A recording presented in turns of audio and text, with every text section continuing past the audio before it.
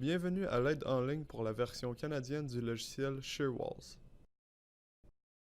Dans ce tutoriel portant sur la flèche d'un mur de refend, on va décrire la différence concernant l'utilisation de l'équation de la flèche non linéaire à 4 termes provenant de la CSA O86-14 clause 11.7.1.2 et de la nouvelle option d'utiliser l'approximation simplifiée linéaire à 3 termes.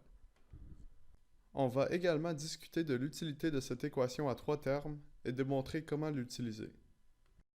L'option d'utiliser l'équation de la flèche à 3 termes à la place de l'équation de la flèche à 4 termes provenant du CSA O86 est un nouveau paramètre. La flèche suivant l'équation à 3 termes a été adaptée par le American Wood Council SpeedWiz et est essentiellement une linéarisation de l'équation de la flèche à 4 termes. Ces graphiques représentent la courbe de déplacement par rapport à la charge pour chaque équation pour un mur de refend revêtu de bois. Par défaut, l'équation de la flèche à 4 termes, qui est plus précise, est sélectionnée. Pour utiliser l'équation à 3 termes, il faut choisir Always, linéariser l'équation de la flèche. L'équation à 3 termes est une simplification de l'équation de la flèche à 4 termes où les composantes de cisaillement et de glissement des clous sont combinées en une composante de cisaillement. Cette équation rend nécessaire de calculer la rigidité au cisaillement d'un mur de refend apparent, GA, qui dépend de la résistance au cisaillement du mur de refend, le cisaillement dans l'épaisseur des panneaux et le glissement des clous associés aux clous du mur. L'équation de la flèche à 3 termes fait l'approximation des composantes de cisaillement et du glissement des clous lorsque le mur est chargé à 100% de sa résistance au cisaillement. La composante du glissement des clous dans l'équation à 4 termes rend l'équation non linéaire. Par contre, si on la simplifie à l'équation à 3 termes, cette dernière devient linéaire. Cette figure provenant du SpeedWiz illustre la différence entre l'équation de la flèche à 3 termes versus l'équation à 4 termes.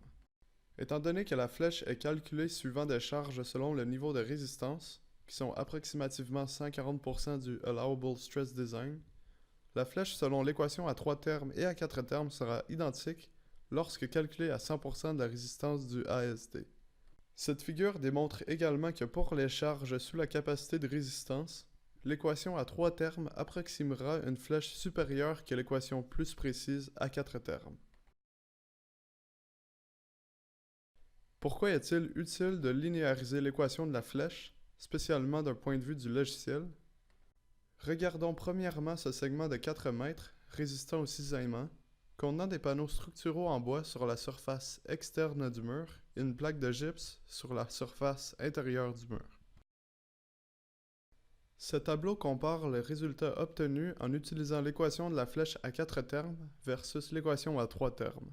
Remarquez que pour l'équation à 4 termes, aucune charge n'est distribuée à la surface intérieure du mur, soit la plaque de gypse. C'est ainsi parce que le logiciel est programmé pour égaliser la flèche entre la surface de revêtement extérieur et intérieur. Dans les 4 termes de l'équation, les seuls termes qui varient par la force de cisaillement sont les composantes de cisaillement et le glissement des clous. Parfois, il est impossible de converger vers une solution, alors le programme va d'un bord et de l'autre entre deux solutions complètement différentes.